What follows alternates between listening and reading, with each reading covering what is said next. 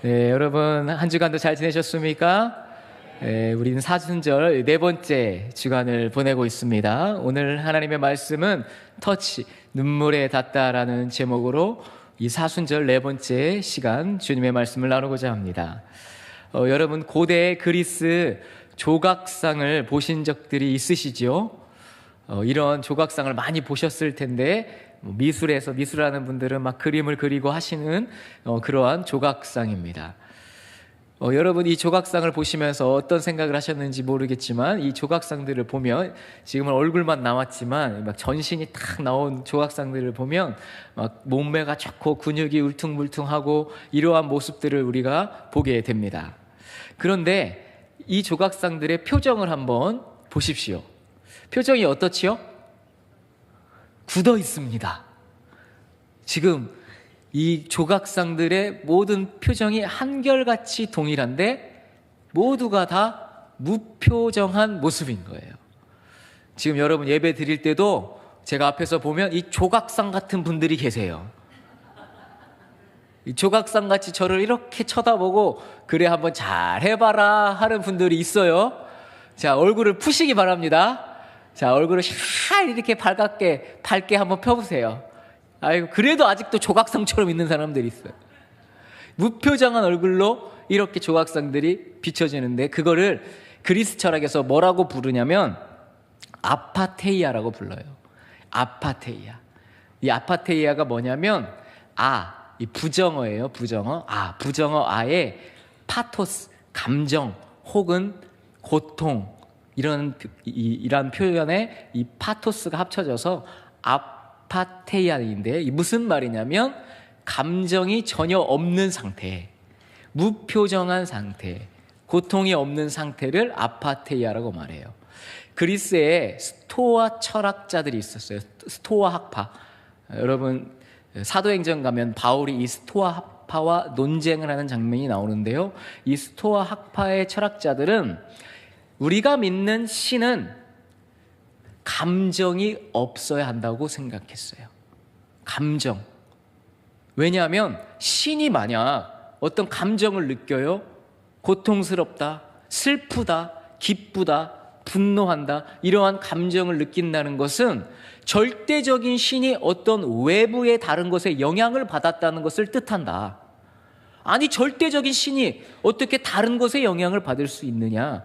그러면 그보다 더 강한 절대적인 신에게 영향을 받는 것이기 때문에 신이라는 존재는 절대로 감정적인 변화나 느낌을 받을 수 없다라고 말했어요. 이를 신의 무고통성이다 이렇게 표현하기도 합니다. 자, 그런데요, 만약에 그런 식으로 우리 주님을 바라보면 우리 주님은 절대적 신일까요? 아닐까요? 절대적 신이 될 수가 없습니다. 왜냐하면 여러분이 성경을 보셨겠지만 우리 주님은 분노하기도 하시고 기뻐하기도 하시고 슬퍼하기도 하시고 심지어 눈물을 흘리시기도 합니다. 그렇게 따지면 이 그리스 철학자에 의하면 우리 하나님, 우리 예수님은 절대로 신이 될 수 없다는 것이죠. 그래서 우리는 이를 신학적으로 고난당하시는 하나님의 신비 혹은 고통받으시는 하나님의 신비라고 부르기도 합니다. 하나님은 그저 우리의 인생을 바라보시며 무표정하게 아무런 감정도 느끼지 못하고 너 기쁘니? 나는 아무 감정 없어. 너 슬프니? 그래 슬퍼해. 이렇게 방관하시는 신, 하나님이 아니라는 뜻입니다. 하나님은 우리가 슬퍼할 때 함께 슬퍼하시고 우리가 기뻐할 때 함께 박수 쳐주며 기뻐하시는 우리와 함께 하시는 공감하시는 하나님이신 거예요. 그 하나님이 계시기 때문에 우리가 은혜가 되는 것입니다. 만약 신이 무표정한 얼굴로 야, 너 내가 그러니까 그렇게 하지 말라고 했잖아. 왜 그렇게 해가지고 고통당해? 너가 당할 만해. 이렇게 무표정하게 아파테이아의 모습으로 계신다면 우리가 그 하나님을 믿기가 어려울 거예요. 오늘 본문에서도요, 예수님은 그 무겁고 그 너무나 아무런 감정이 없는 이 아파테이아의 철학을 깨트리는 모습을 우리에게 보여주십니다.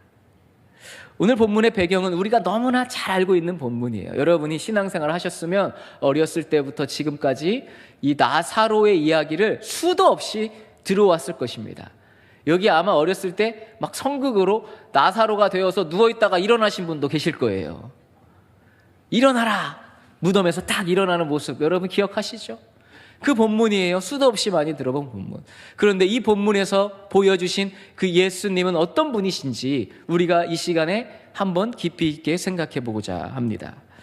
나사로가 병들었을 때 나사로의 누이였던 마르다와 마리아가 사람을 예수님께 보냅니다. 예수님은 그 당시 베다니에 있지 않고 다른 동네에 계셨습니다. 그래서 사람을 보내서 이렇게 전합니다. 예수님, 주님이 사랑하시는 그 나사로가 지금 죽게 생겼습니다. 병들어 죽게 생겼습니다. 그러니까 빨리 나사로의 집 이 베다니로 와주세요 라고 이렇게 사람을 보냈습니다. 그런데 어쩐 일인지 예수님이 나사로가 곧 죽을 것이라는 그 소식을 들었으면 어떻게 해야 될까요?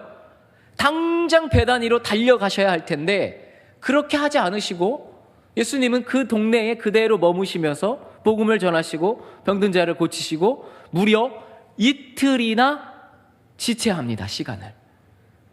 이틀이나 지체하고 있으니까 마르다와 마리아는 마음이 조마조마했겠죠. 나사로가 죽기 전에 예수님이 오셔야 되는데 예수님이 오시지 않고 있는 거예요.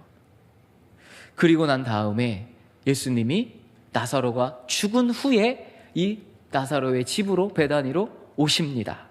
마르다는 예수님이 오신다는 그 소식을 듣고 맞이하러 나갑니다. 그리고 이렇게 예수님께 말합니다.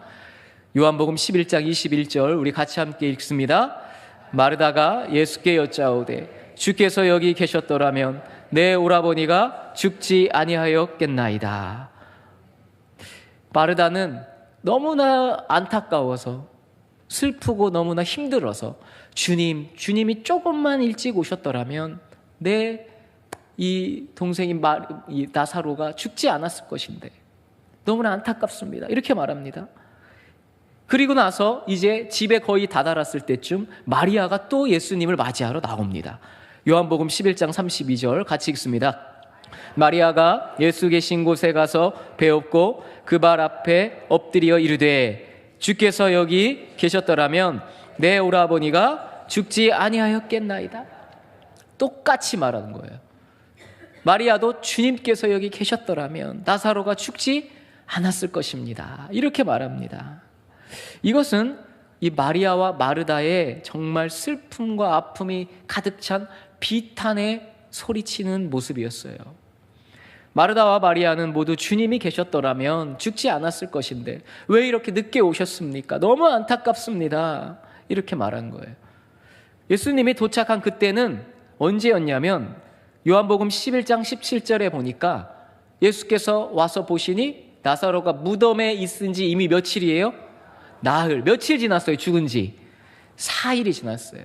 이틀을 지체하셨다가 오시기는 언제 오셨냐면 나사로가 무덤에 이미 들어간 지 며칠? 4일이 지난 후에 예수님이 도착한 겁니다. 여기 17절에 예수님이 나흘 만에 무덤에 들어간 지 나흘째 되는 날에 오셨다고 말씀하고 있는데요. 이 4일, 나흘이라는 이 시간적 배경이 매우 중요합니다. 우리는 그냥 그저 나흘이 되었구나 이렇게 넘기실 수 있을 텐데 이 나흘이라는 이 시간적 배경을 우리가 잘 알 필요가 있어요. 당시 유대인들의 장례 문화에 의하면, 시대적 배경에 의하면 이 나흘째라는 이 단어가 얼마나 중요한지 우리가 깨달을 수 있게 됩니다. 장례식이 우리 장례식처럼 똑같이 하지 않겠죠, 당연히. 왜냐하면 우리나라하고 이스라엘 땅하고 다르니까요. 근데 우리가 우리 장례식으로 여기면 안 됩니다. 항상 말씀을 읽으실 때는 우리가 보고 듣고 우리 문화에 우리가 알고 있는 관점으로 성경을 대입해서 읽으면 여러분 대부분 다 잘못 읽으시는 거예요. 그냥 내 마음대로 읽는 거예요, 한마디로. 이때 당시에 배경에 대해서 이해하고 우리랑은 달라라고 먼저 생각하고 성경을 읽으셔야 되는 거예요. 그러면 이스라엘의 장례는 어떻게 되었는가? 우리는 막 장례식 때 누군가 막 울면 울지 마, 울지 마, 울지 마 이렇게 하잖아요. 좀 슬픔을 누르는 그런 경향이 있잖아요. 그런데 이스라엘 이때 당시에 유대의 장례 문화는 그것과는 정반대입니다. 슬픔을 눈물을 그냥 다 토로하는 현장이 장례식장이었어요. 그래서 이 장례식이 되면 이 사람들은 어떻게 하냐면 전문 피리 부는 사람을 고용합니다. 돈을 주고 고용해요. 우리 입장에서는 돈을 주고 장례식에 누군가를 고용한다는 게 말이 안 되겠지만 이때 당시에는 당연한 일이었어요. 돈을 주고 사람을 고용합니다. 피리 부는 사람, 오늘날로 치면 음악, 악기를 연주하는 사람. 무엇을 연주할까요? 곡하는 소리를 연주하는 거예요. 그리고 피리 부는 사람 2사람을 돈을 주고 고용합니다. 그리고 난 다음에 전문적으로 곡을 하는 사람, 곡을 하는 소리꾼을 1명 또 고용합니다. 피리 부는 사람이 장례식 내내 피리를 곡하는 피리 소리를 불고 옆에서는 아이고, 우리도 옛날에 그런 거 많이 했죠. 아이고 아이고 아이고 아이고 계속 아이고 아이고 했잖아요. 곡하는 소리 했잖아요. 그런 것처럼 전문 곡하는 사람을 고용해서 그 사람은 막 곡하는 소리를 하는 거예요. 그러면 이 장례식장은 시끌벅적 소란합니다. 가족들은 울고 마리아와 마르다는 눈물을 흘리고 펑펑 울고 전문 곡하는 사람들이 인위적인 그러한 눈물을 자아내는 소리들을 계속 내는 거예요. 이게 장례식장이에요. 비통함의 아수라장이 바로 이때 당시에 나사로의 장례식 현장이었다는 겁니다. 마르다와 마리아는 그 시끄럽고 처절한 죽음의 한복판에서 덩그러니 남겨져 있다는 것이죠. 여기에 더해서 죽은 지 나흘이 됐다는 것은 이때 당시에 유대인들의 랍법, 랍비 문헌이나 당시의 유대인들의 전통적 내세관에 의하면 사람이 죽으면 3일째까지는 이 영혼이 시신을 떠나지 않고 곁에 있다고 생각했어요. 자, 그런데 나흘째 되면, 4일이 되면 그 영혼이 이 시신에게 완전히 떠나간다라고 그들이 생각했어요. 이 4일째가 되면 이제 시신은 부패하기 시작하고 영혼은 이 육신을 완전히 떠나가게 됩니다. 그러니까 나흘째라는 것은 이제는 더 이상 육체적으로나 의학적으로나 종교적으로 희망이 사라진 상태. 나흘이라는 것은 마지막 마지노선까지 완전히 무너지고 어떤 희망과 소망도 품을 수 없는 죽음으로부터 완전히 패배한 상태를 의미했다는 것입니다. 그러니 마르다와 마리아가 이 나흘째 되는 날에 주님께 주님이 여기에 계셨더라면 이라고 비탄의 언어를 쏟아낸 것입니다. 가장 의지했던 주님을 향한 섭섭함과 조금이라도 일찍 와주시면 안 됐습니까? 라는 이런 아쉬움의 토로가 죽음의 냄새 앞에서 비탄의 언어로 쏟아낸 것이죠. 마리아와 마르다의 이 찢을 듯한 통곡 소리와 또 돈을 받고 고용된 전문 곡군들의 가짜 울음소리가 모두 뒤섞여 있는 이 죽음과 질병, 죽음의 냄새가 가득한 이 현장에서 예수님은 어떻게 하셨을까요? 요한복음 11장 33절을 같이 함께 읽습니다. 예수께서 그가 우는 것과 또 함께 온 유대인들이 우는 것을 보시고 심령의 비통이 여기시고 불쌍히 여기사. 자, 예수님은 이 2가지의 감정을 표현하고 계세요. 첫 번째는 비통이 여기셨고 두 번째는 불쌍히 여기셨어요. 그리스 철학자들에 의하면 절대 신이 하지 않아야 할 감정의 표현이죠. 여기서 심령의 비통이 여기셨다라고 쓰인 헬라어가 엠브리 마오마이인데요. 이 단어가 재밌는 단어예요. 비통이 여겼다는 것은 그냥 그저 나사로가 죽었구나, 비통하다 하고 가만히 있었다는 게 아니고요. 분개하다는 뜻을 갖고 있어요. 속으로부터 끓어오르는 맹렬한 분노가 있으셨다는 거예요. 나사로가 죽은 그 무덤의 현장을 보시고 예수님이 어떻게 하셨냐면 분개하셨다는 거예요. 이 단어는요, 전투를 앞둔 군마가 전투를 앞둔 말이 거칠게 콧김을 뿜어내는 모습을 의미하는 단어입니다. 그러니까 마치 짐승이 으르렁으르렁 거리며 격렬하게 노여움을 표현할 때, 분노할 때 이 단어를 쓴다는 거예요. 비통하다. 그러니까 이 단어는 예수님이 무언가에 대해서 분개하고 분노하고 계셨다는 거예요. 그럼 예수님이 무엇 때문에 이 나사로의 무덤 앞에서 이렇게 분노하고 분개하셨을까? 맹렬한 콧김을 팍 뽑아내셨을까? 예수님은 나사로를 죽게 만든 그 죄와 죽음, 어둠을 향해서 분노하고 계셨다는 거예요. 여러분, 우리가 삶이 힘든 이유가 무엇일까요? 여러분, 얼마나 지금 살기 힘든 세상에 사십니까? 세상은요, 보세요. 지금 이란이 지금 중동이 아주 그냥 전쟁으로 서로 죽고 죽이는데, 그렇게 미사일을 쏴대도 사람이 죽어나가는데 눈 하나 깜짝 안 하고 이런 전쟁이 벌어지고 있어요. 죽음 앞에 놓여 있는 것이죠. 우리가 모두 다 이 죽음, 죄와 죽음 앞에 연약하게 쓰러져가는 존재들이라는 거예요. 우리가 이렇게 힘든 인생을 살아가는 이유, 나이가 들면 질병이 찾아오고 또 경제적 어려움으로 힘들고 삶의 인간관계 때문에 서로 미워하고 서로 분노하며 힘들고, 이러한 죄와 사망 가운데 우리는 다 사로잡혀서 예수님을 믿는다고 하는데도 죄와 사망의 노예가 되어가지고 살아가고 있다는 거예요. 예수님이 분노하시는 것이 바로 그 지점이에요. 죄와 사망을 이기지 못하고 그 안에서 주님을 믿는다 하면서도, 그 주님의 능력 가운데 산다 하면서도 그 가운데 연약하여 쓰러져가는 그 죽음을 향해서 비통히 여기셨다, 분노하고 분개하고 계셨다는 겁니다. 그리고 예수님은 불쌍히 여기셨다고 말하고 있어요. 여기서 불쌍히 여기셨다라고 쓰인 단어는 요동치다, 극심하게 흔들린다는 뜻이에요. 예수님이 그렇게 울고 있는 마르다와 마리아, 그 나사로의 죽음 때문에 슬퍼하는 인간들을 향해서 극심하게 마음이 흔들리면서 요동쳤다는 겁니다. 같이 함께 고통을 느끼셨다는 거예요. 불쌍히 여기셨다는 것은. 이것이 바로 성경이 말하고 있는 신의 모습, 우리 주님의 구원자의 모습입니다.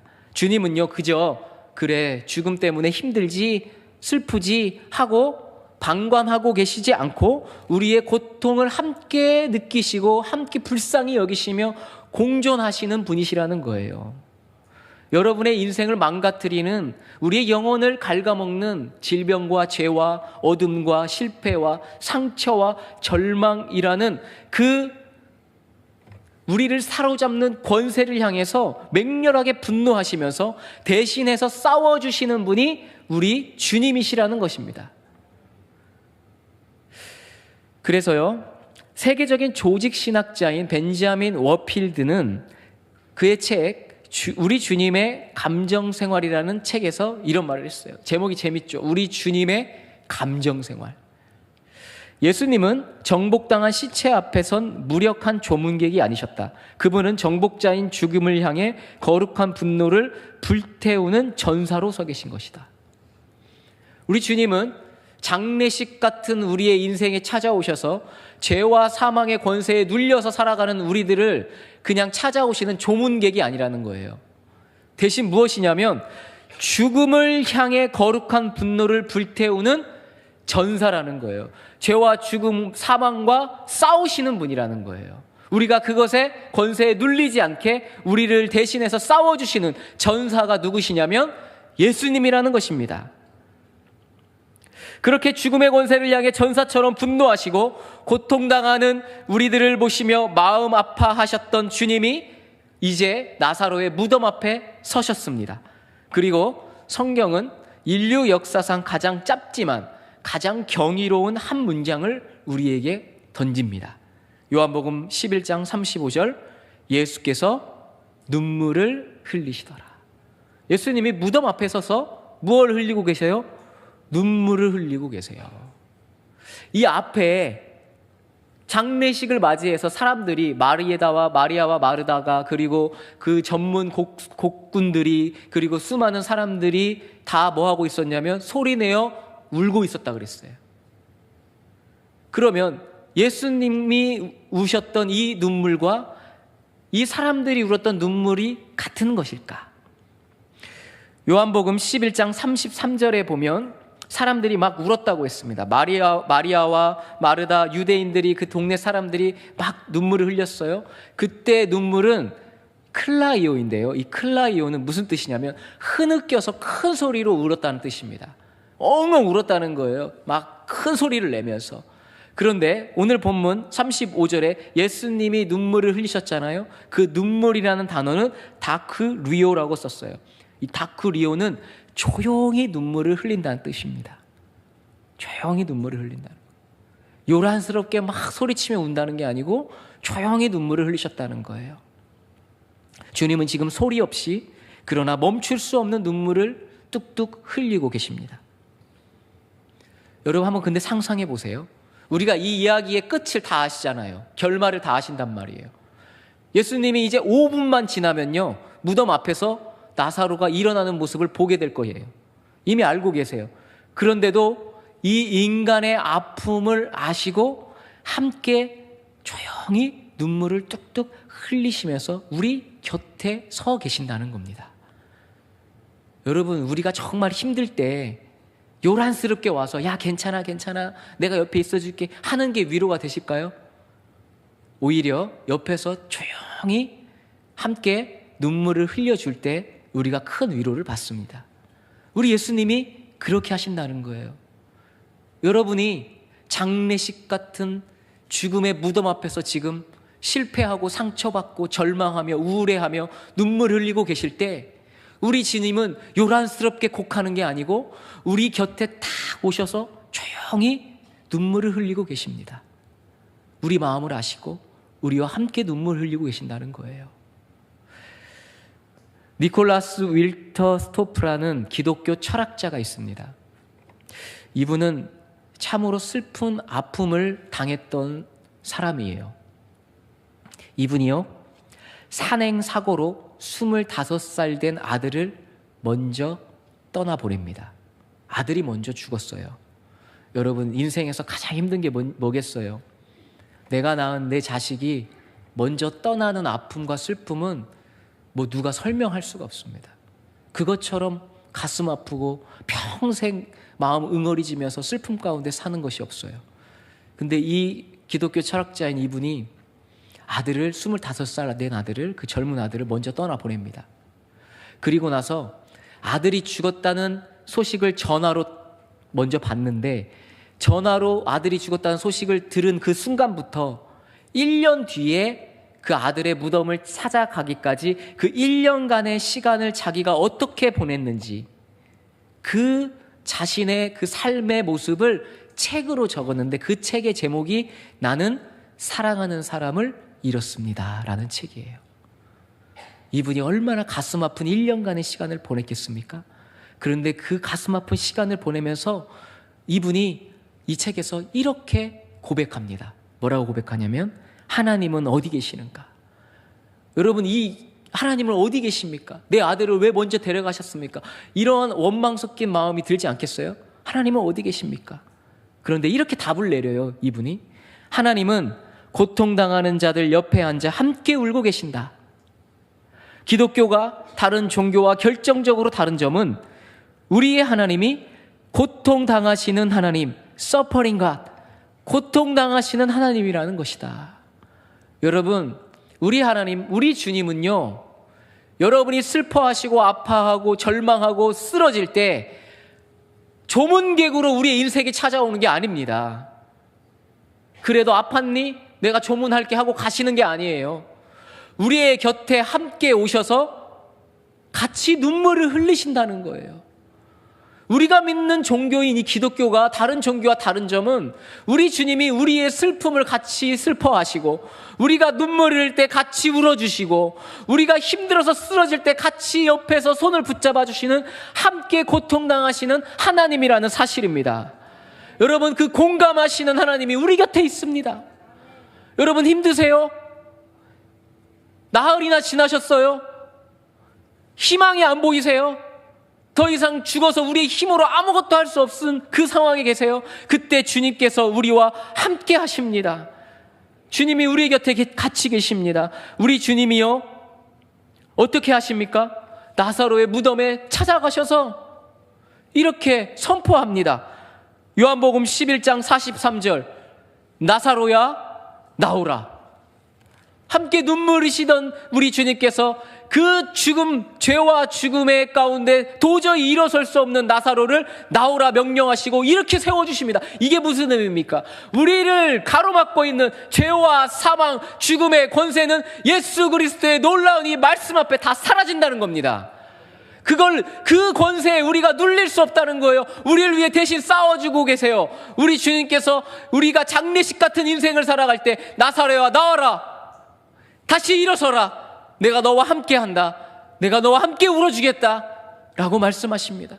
여러분, 여러분을 맡고 있는 장례식 같은 인생을 여러분 혹시 살아가고 계십니까? 절망하지 마십시오. 그만 우십시오. 우리 주님이 그 죄와 사망을 깨트리고 우리와 함께 하시고 우리의 곁에 함께 눈물 흘리고 계십니다. 그 주님의 손을 붙잡으시기 바랍니다. 여러분, 요한복음 11장 44절에 어떻게 됩니까? 같이 함께 읽어볼까요? 죽은 자가 수족을 배로 동인 채로 나오는데 그 얼굴은 수건에 쌓였더라. 예수께서 이르시되 풀어놓아 다니게 하라 하시니라. 네덜란드의 빛의 화가였던 렘브란트는 이 모습을 이렇게 그림으로 그렸습니다. 나사로의 부활, 빛과 어둠의 작가거든요, 화가거든요. 나사로가 저 밑에서 일어납니다. 저게 무엇을 상징합니까? 사람들에게 무엇을 알려주고 싶은 거예요? 너희들 나흘이나 지나서 더 이상 희망이 없다고 말하지, 죄와 죽음의 그 굴레에 빠져서 너희들 이겨낼 수 없다고 말하지, 아니다. 내가 이 나사로를 일으켜 세우면서 죄와 사망을 이길 것이다. 너희를 위해 대신 싸워주실 거다. 이러들 일어나라, 울지 말아라, 내가 너희 눈물과 함께 하겠다. 주님 그렇게 말씀하십니다. 사랑하는 성도 여러분, 오늘 두 종류의 눈물이 만나는 현장을 우리는 보게 됩니다. 마리아의 절망의 눈물이 예수님의 긍휼의 눈물에 닿았습니다. 인간의 한계라는 막다른 골목에서 터져나온 우리의 비탄이 우리를 위해 기꺼이 곁을 내어주신 하나님의 눈물과 뒤섞였습니다. 그 뜨거운 눈물방울이 나사로의 차가운 무덤 입구를 적셨을 때에 죽음의 권세는 길을 비켜줄 수밖에 없습니다. 사랑하는 교회 여러분, 여러분을 묶고 있는 절망의 무덤은 무엇입니까? 돌문으로 가로막힌 내 형편을 보며 나는 늦었어, 나는 안 돼, 나는 아무도 내 마음을 알아주지 않아, 나는 이 절망에서 빠져나올 수 없어. 여러분, 그런 절망의 탄식을 하고 계십니까? 이제는 그 탄식을 거두시기 바랍니다. 나보다 더 아파하시는 주님의 눈물이 바로 여러분의 영혼에 닿아 있습니다. 그 영혼에 주님의 눈물이 닿을 때 우리는 이 모든 죄와 사망을 물리치고 일어설 수 있는 힘을 가질 것입니다. 사순절 네 번째 주간, 우리와 함께 오시는 주님의 그 젖은 눈동자를 깊이 묵상하시기 바랍니다. 나의 눈물보다 더 크고 깊은 주님의 눈물이 내 삶의 모든 썩어가는 영역을 씻어내고 다시 살려내실 것을 믿으시기 바랍니다. 눈물로 닿으신 주님이 이제 여러분의 손을 잡고 나흘이나 지난 이 무덤 밖으로 나와 새로운 생명을 허락하실 것입니다. 주님의 그 눈물이 닿아 내 고통과 함께 하시는, 그 공감하시는 하나님을 만나는 다크 리오의 눈물의 성도들이 되시기를 간절히 축원합니다.